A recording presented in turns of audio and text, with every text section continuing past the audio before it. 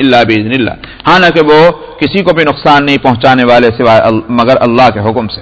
وَيَتَعَلَّمُونَ مَا يَضُرُّهُمْ وَلَا يَنفَعُهُمْ، اور انہوں نے وہ بات سیکھی جو ان کو نقصان پہنچانے والی ہو، نفع نہ پہنچانے والی ہو۔ جادو نقصان دہ ہے، سمجھ میں آیا؟ اس کی برائی کو سمجھنا چاہیے تھا، برائی کو سمجھنے کی بجائے جادو سیکھنے بیٹھ گئے، تو یہ نقصان والی چیز ہوئی، فائدے والی نہیں ہوئی۔ وَلَقَدْ عَلِمُوا لَمَنِ اشْتَرَاهُ مَا لَهُ فِي الْآخِرَةِ مِنْ خَلَاقٍ، اور حالانکہ انہوں نے اس بات کو جان لیا تھا کہ جو اس کو خریدے گا اس کا آخرت میں کوئی بھی حصہ نہ ہوگا۔ خریدنا بے ایمانہ محنت کرتے تھے سیکھنے کے واسطے، یہ یوں کہیے کہ پھر اس کے ذریعے سے کاروبار کیا کرتے تھے، جادو کر دیا، $100-200 لے لیے، سمجھ میں آیا؟ تو یہ ایک بزنس کر لیا انہوں نے۔ فرمایا کہ ان کو معلوم ہے کہ جو اس کا خریدار ہو، جو اس کو خریدے گا اور کاروبار کرے گا، آخرت میں اس کا کوئی حصہ نہ ہوگا۔ تو معلوم ہے کہ جادو اپنی ذات سے حرام ہے، اور نہ صرف جادو بلکہ وہ تعویذ گنڈے بھی کہ جس میں اللہ کے علاوہ دوسروں سے اگر مدد لی گئی ہے وہ بھی جادو کے حکم میں آ جائیں گے، اور ان کا استعمال حرام اور ان کو مؤثر حقیقی سمجھنا کفر، یہ بھی بات ہے۔ تو وَلَبِئْسَ مَا شَرَوْا بِهِ أَنفُسَهُمْ، بری ہے وہ چیز جو کہ جس کے بدلے میں انہوں نے اپنے آپ کو بیچ ڈالا۔ لَوْ كَانُوا يَعْلَمُونَ، کاش یہ اس بات کو جان لیتے۔ انشاءاللہ آیت نمبر 103۔ اعوذ باللہ من الشیطان الرجیم، بسم اللہ الرحمن الرحیم۔ وَلَوْ أَنَّهُمْ آمَنُوا وَاتَّقَوْا لَمَثُوبَةٌ مِّنْ عِندِ اللَّهِ خَيْرٌ لَوْ كَانُوا يَعْلَمُونَ۔ يَا أَيُّهَا الَّذِينَ آمَنُوا لَا تَقُولُوا رَاعِنَا وَقُولُوا انظُرْنَا وَاسْمَعُوا وَلِلْكَافِرِينَ عَذَابٌ أَلِيمٌ۔ ما يود الذين كفروا من أهل الكتاب ولا المشركين أن ينزل عليكم من خير من ربكم والله يختص برحمته من يشاء والله ذو الفضل العظيم۔ ما ننسخ من آية أو ننسها نأت بخير منها أو مثلها ألم تعلم أن الله على كل شيء قدير ألم تعلم أن الله له ملك السماوات والأرض وما لكم من دون الله من ولي ولا نصير أم تريدون أن تسألوا رسولكم كما سئل موسى من قبل ومن يتبدل الكفر بالإيمان فقد ضل سواء السبيل ود كثير من أهل الكتاب لو يردونكم من بعد إيمانكم كفارا حسدا من عند أنفسهم من بعد ما تبين لهم الحق فاعفوا واصفحوا حتى يأتي الله بأمره إن الله على كل شيء قدير وأقيموا الصلاة وآتوا الزكاة وما تقدموا لأنفسكم من خير تجدوه عند الله ان اللہ بما تعملون بصیر وقالوا لن يدخل الجنة إلا من كان هودا أو نصارا تلك أمانيهم قل هاتوا برهانكم إن كنتم صادقين بلى من أسلم وجهه لله وهو محسن فله أجره عند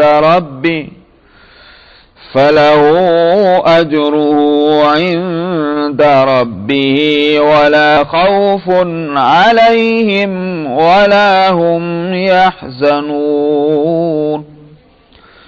وقالت اليهود ليست النصارى على شيء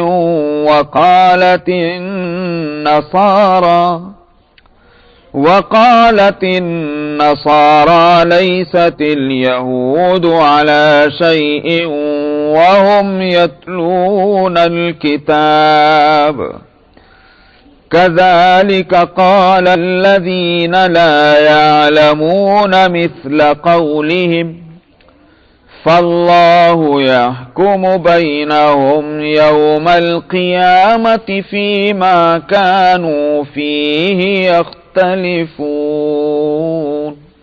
صدق اللہ العظیم.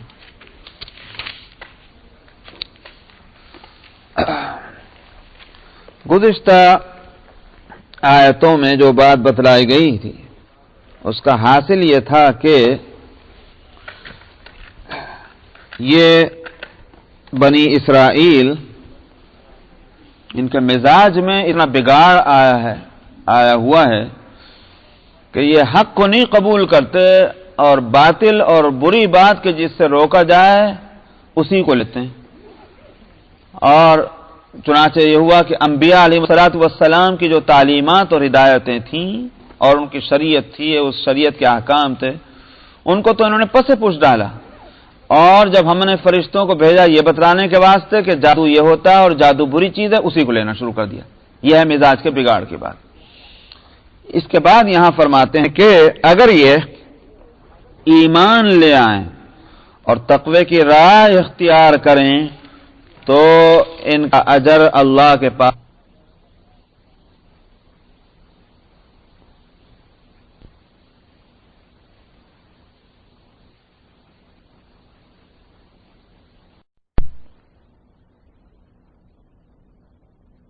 بات کو جان لیتے. یا ایھا الذین آمنوا لا تقولوا راعنا، اس میں انہی یہود کا جو مدینے میں رہتے تھے اور وہ ہر جگہ سے گندگیاں تلاش کرتے تھے، ان کی ایک اور خرابی بتلائی گئی. نبی کریم صلی اللہ علیہ وسلم کے مجلس میں یہ آتے تھے جو منافقین کہلاتے تھے اور تھے وہ یہودی اندر تھے. یہ آتے اور بیٹھتے، آپ اس میں وعظ فرماتے ہوتے جو حدیثیں ہیں. تو بعض صحابہ کو بھی اگر سنائی نہیں دے رہا ہوتا تو ہوتا ہے کہ جیسے مثال کے طور پر صاحب ذرا پھر سے فرمائیے گا، ایسا کہنا.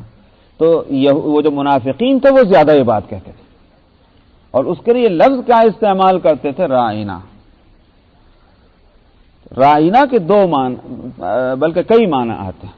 لفظ وہ انہوں نے چوز کیا تھا، منتخب کیا تھا جو کئی معنی جس کے اندر ہیں، اچھے معنی بھی ہیں اور برے معنی بھی ہیں. رائنا کے سیدھے معنی ایک تو یہ ہیں ہماری رعایت فرمائیے، یعنی مطلب یہ ہے کہ ذرا پھر سے کہیے تاکہ ہم کو سمجھ میں آ جائے، یا زور سے کہیے بلند آواز سے تاکہ ہمارے کانوں تک بھی وہ بات پہنچ جائے. سمجھ میں آیا؟ یہ ہم نے ابھی ذرا توجہ نہیں کی، ہم نہیں سن سکے، ذرا پھر سے آخر وہ ہماری رعایت کیجیے. ایک معنی تو یہ تھا. اور جب اس لفظ کو بولتے تھے تو اور سننے والے یہی سمجھتے تھے کہ شاید اسی معنی میں اس لفظ کو بول رہے ہیں، تو آپ اس کو پھر وہ بات فرماتے. یہ اس کے قریب ایک لفظ جو ہے وہ ہیبرو زبان کے اندر ہے جس کے معنی یہ ہیں کہ تجھے سنانا نصیب نہ ہو. ایک طرح کی بد دعا تھی. اسی طرح سے عربی کے اندر اس لفظ کو استعمال کیا جاتا تھا، یعنی یہ کہ کسی آدمی کو جو بے وقوف ہے اور احمق ہے اور جاہل ہے، اس کے لیے بھی را کا لفظ ایک معنی یہ ہوئے۔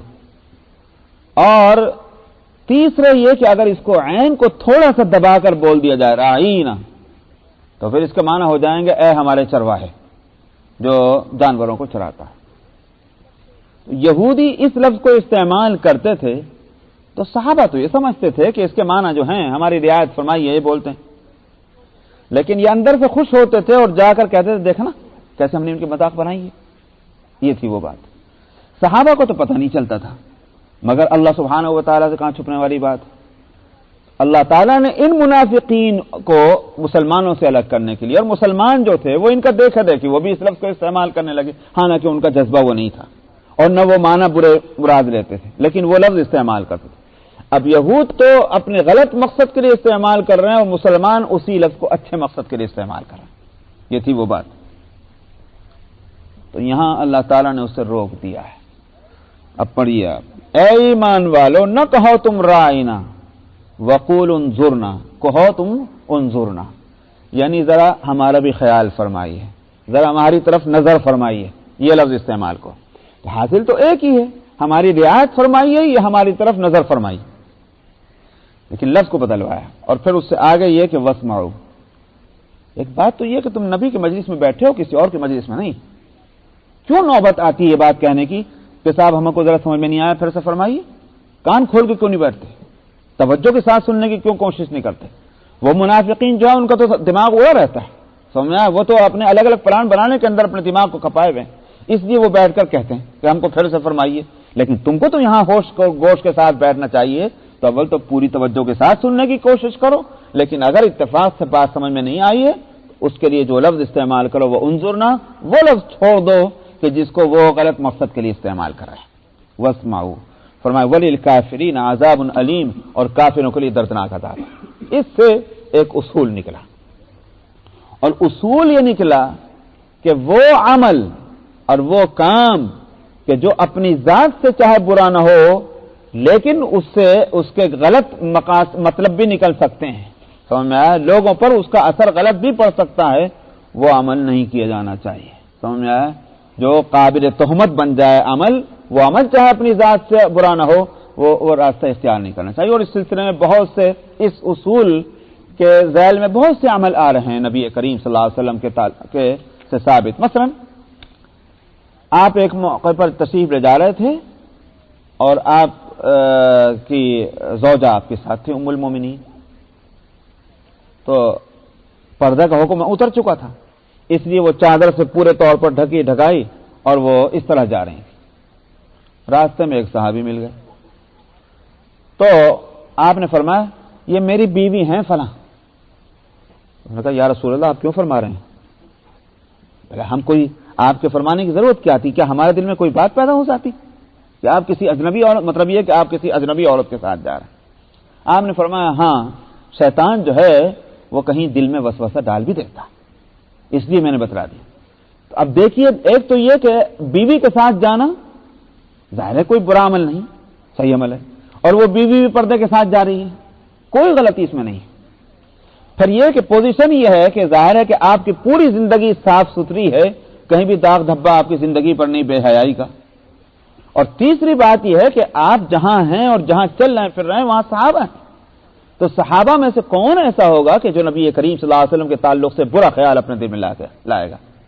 یہ سارے قرینے کہیں کہ ہیں، سب چیز خیریت کی ہے، سمجھ میں آیا، کوئی اس میں خرابی نہیں، مگر چونکہ آپ کی نظر اس پر گئی کہ شیطان کہیں بھی کوئی وسوسہ ڈال سکتا ہے کسی بھی طرح، تو آپ نے موقع تہمت سے بچنے کا اہتمام فرمایا اور آپ نے کہا کہ یہ میری فلاں بیوی ہے۔ تو یہ میں کہہ رہا ہوں کہ واقعات مختلف ایسے ہیں جس سے یہ اصول نکلتا ہے کہ تہمت اور الزام جن چیزوں سے آتا ہو اور آنے کا خطرہ ہو وہ کام نہیں کیا جانا چاہیے، چاہے وہ اپنی ذات سے کام ٹھیک ہی کیوں نہ ہو۔ ما يود الذين كفروا من اهل الكتاب ولا المشركين ان ينزل عليكم من خير من ربكم، فرمایا یہ کافر چاہے وہ اہل کتاب میں سے ہوں اور یہ کفر کرنے والے جو ہیں چاہے مشرکین ہی ہوں، یعنی مطلب یہ ہے کہ کوئی بھی جماعت ہو دنیا میں، لیکن جو کفر کر رہے ہیں ان کو یہ بات پسند نہیں ہے کہ تمہارے رب کی طرف سے تمہارے اوپر کوئی بھلائی اترے۔ یہ قرآن نے کہی ہے بات، کسی اور نے نہیں، اور قرآن کی ہر آیت اور ہر آیت کا جو بھی مطلب ہے وہ قیامت تک کے لیے ہے۔ اس سے یہ معلوم ہوا کہ جہاں جہاں کفر پایا جائے گا وہاں وہاں اسلام دشمنی پایا جائے گی۔ سمجھ میں دشمنی کا لفظ میں اس لیے بالکل اس کے سوا اور کوئی لفظ نہیں بولا جا سکتا، اس لیے کہ جب دو دشمن ہوں گے تو ایک دشمن کبھی دوسرے کی بھلائی نہیں چاہے گا۔ سمجھ میں آیا؟ یہ ہو ہی نہیں سکتا کہ دشمنی بھی رہے اور دشمن ایک دوسرے دشمن کا بھلا چاہے، یہ نہیں ہوگا۔ تو کفر اور اسلام ایک دوسرے کے دشمن ہیں۔ اگر اسلام کفر کا بھلا نہیں چاہتا، یہ چاہتا ہے کیا؟ سمجھ میں آیا؟ کافر کا بھلا ہونا اور چیز ہے، میں وہ لفظ بول رہا ہوں کفر کا بھلا۔ اسلام اگر کفر کا بھلا نہیں چاہتا تو کفر اسلام کا بھلا کیسے چاہے گا؟ ناممکن ہے۔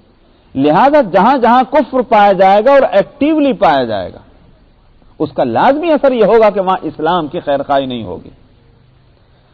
اس لیے ہمیں یہ سمجھنا کہ شاید فلاں لوگ جو ہیں اپنے کفر پر رہتے ہوئے بھی ہماری خیرخواہی کر سکیں گے، ہماری ہمدردی کر سکیں گے، ہمارا بھلا چاہ سکیں گے، وہ فیصلے کر سکیں گے جو ہمارے حق میں جاتے ہوں، اس کو قرآن نے اور 14 سالہ تاریخ نے ثابت کر دیا کہ ایسا کبھی نہیں ہوا۔ سمجھ میں آیا؟ کبھی نہیں ہوا کہ جہاں جہاں کفر پایا جاتا ہو اور کفر ایکٹیو ہو انہوں نے اپنے ان عقائد اور خیالات کے رہتے ہوئے بھی پھر اسلام اور مسلمانوں کا بھلا چاہو، ایسا کبھی نہیں ہوا۔ اس لیے ایک مسلمان کو مسلمان سے تو خیر کی توقع ہو سکتی ہے، چاہے وہ کرے کہ نہ کرے، نہیں کرے گا برا ہے، لیکن توقع کی اگر کوئی صورت ہے تو وہ یہ ہے کہ ایک مسلمان سے خیر کی توقع کرے۔ لیکن ایک مسلمان غیر مسلم سے، جبکہ وہاں کفر ایکٹیو ہے اور یہاں اسلام ایکٹیو ہے، سمجھ میں آیا نہیں بات ہے؟ تب اس صورت میں ایک مسلمان کو اس غیر مسلم سے کسی خیر کی توقع کرنا اس کے کوئی معنی نہیں۔ ہم لوگ جو ہیں یہاں دھوکہ کھاتے ہیں، میں صفائی سے بات کرتا ہوں تو ہم دھوکہ کیا کھاتے ہیں؟ ہم دیکھتے ہیں کہ صاحب ہمارا جو واسطہ جن لوگوں سے پڑتا ہے ان سے ہم کو کبھی نقصان نہیں پہنچا، بڑے ایمانداری کے ساتھ معاملہ کیا انہوں نے، مگر اصل میں ایک چیز کو ہم بھول جاتے ہیں کہ کام کرنے کا ایک اصول ہے۔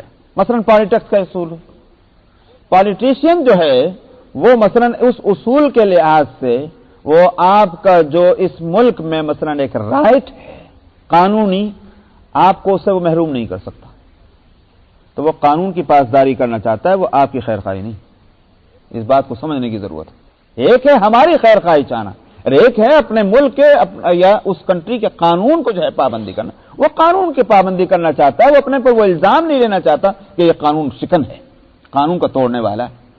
یہ اسی طرح سے آپ بزنس کرتے ہیں، ایک بزنس مین آپ کے ساتھ پورے ایمانداری کا معاملہ کرتا ہے، اس کو یہ نہ سمجھا جائے کہ چونکہ میں مسلمان ہوں اور میرا مذہب اسلام ہے اس واسطے یہ میرے ساتھ اچھا سلوک کر رہا ہے، نہیں، بلکہ وہ بزنس کا اصول ہے کہ بزنس کے اصول میں ایک جو کسٹمر ہے اس کے ساتھ کس طرح کا معاملہ کیا جانا چاہیے، اس کا مذہب کچھ بھی ہو، اس کا ناک نقشہ کچھ بھی ہو، اس کا قد و قامت کچھ بھی ہو۔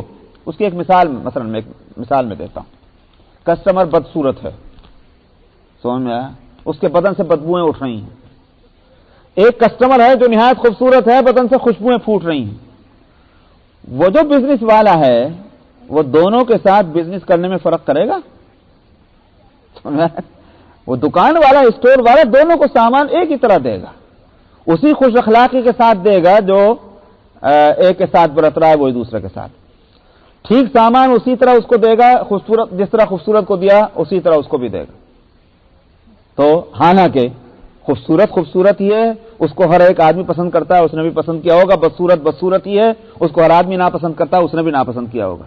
خوشبوئیں اچھی چیز ہیں، جس سے خوشبو آ رہی ہوگی اس سے اس کا دل خوش ہوا ہوگا، بدبو بری چیز ہے، اس کی بدبو سے اس کو تکلیف پہنچی ہوگی، لیکن بزنس کا اصول ہے اس نے اس کو اپنایا ہے۔ تو ہم کو یہ ذہن میں رکھنا چاہیے اور یہاں دھوکہ نہیں کھانا چاہیے کہ اسلام اور کفر جو ہیں یہ دو آگ اور پانی ہیں، کبھی جمع نہیں ہو سکتے، ان میں کبھی بھی میل ملاپ نہیں ہو سکتا، کبھی ایک دوسرے کے یہ ہمدرد اور بھائی خواہ نہیں ہو سکتا۔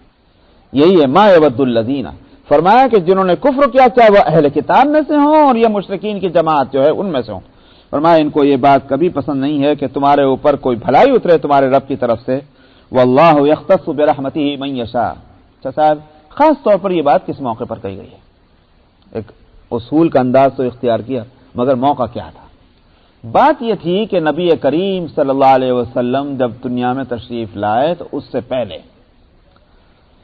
یہود تھے زیادہ، نصارہ تو وہاں بہت کم تھے، لیکن یہود اور ہوں بھی تو بہرحال یہ سب بنی اسرائیلی تھے، تو ان کا اپنا یہ یقین تھا کہ نبی آخر الزمان کو آنا ہے، اور جس طرح سے اور نبی ہم میں سے آتے رہے ان کو بھی ہم میں سے آنا ہے۔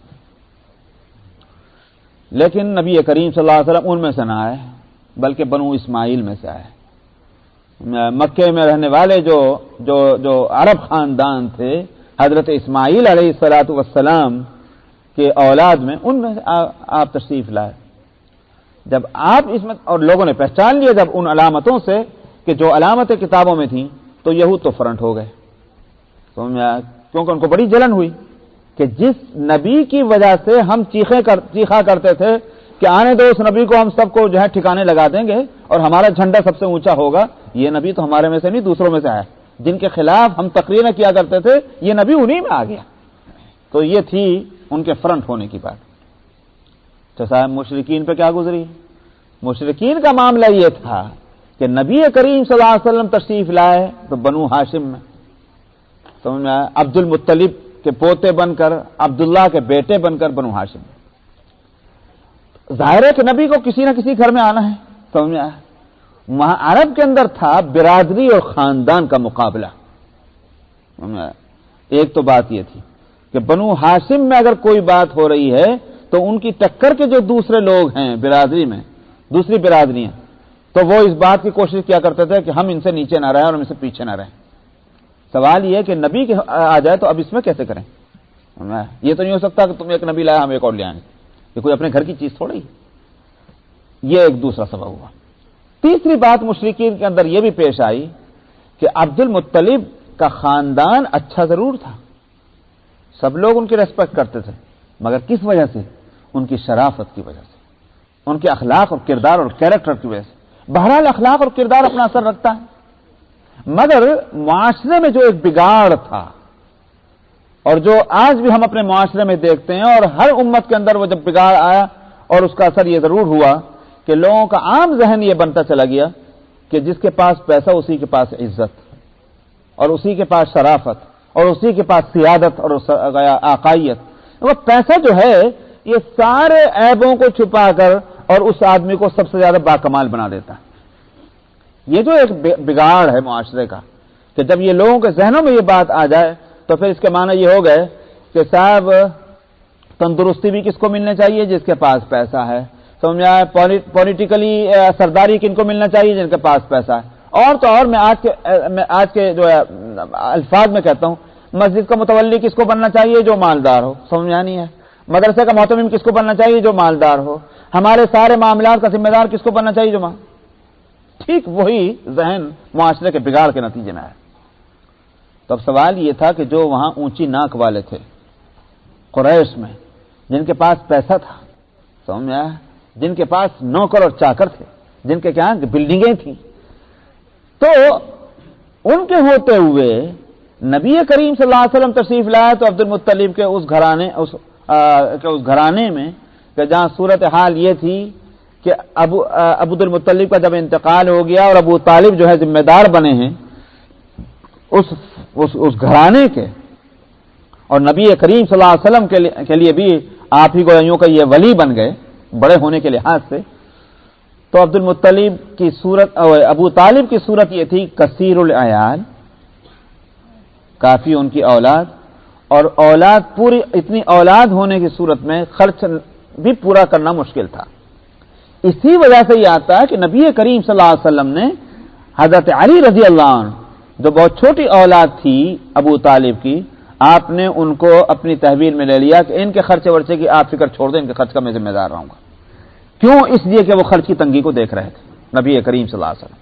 تو میں عرض کر رہا ہوں کہ آپ اس گھر میں ہیں، اس گھرانے کے اندر ہیں کہ جہاں جو افراد خانہ ہیں ان کے اخراجات پورے ہونا بھی مشکل ہو رہا ہو، تو ماحول وہ ہے، ذہن اور فکر وہ ہے، تب اس صورت کے اندر وہ اونچی ناک والے اس گھرانے کے اندر آئے ہوئے نبی کو کس طرح سے قبول کر لیں، اس کی سرداری کو کیسے مان لیں۔ آج اگر مالدار غریب آدمی کی سرداری کو اور اس کے سامنے جھکنے کو تیار نہیں، تو بھلا بتائیے کہ وہ کیسے تیار ہوتے ہیں۔ تو یہ تھی وہ بات۔